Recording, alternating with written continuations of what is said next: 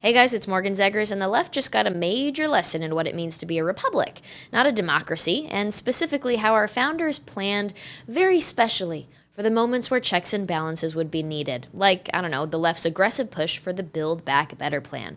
Allow me to explain. I'm sure you've heard how horrible and expensive the Build Back Better agenda is from President Biden, but conservatives have been working so hard to make sure it doesn't get implemented in America. And thanks to the bravery and courage of Democratic Senator Joe Manchin from West Virginia, we are safe from this terrible policy plan.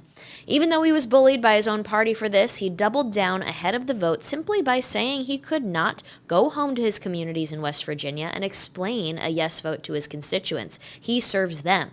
So what happens now?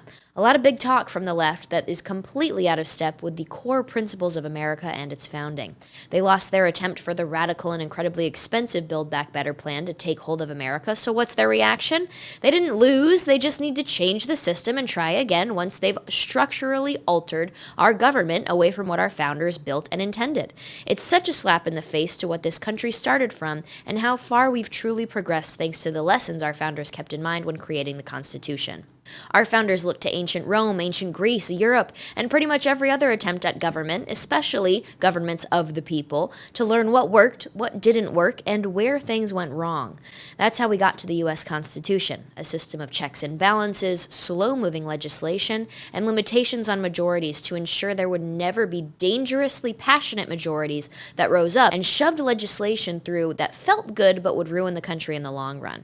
That's why the left must remove these things. It's why they are preparing to pack our Supreme Court, strip the Senate of the filibuster, end the Electoral College, and heck, they even rail against the fact that each state has 2 senators to represent the entire state.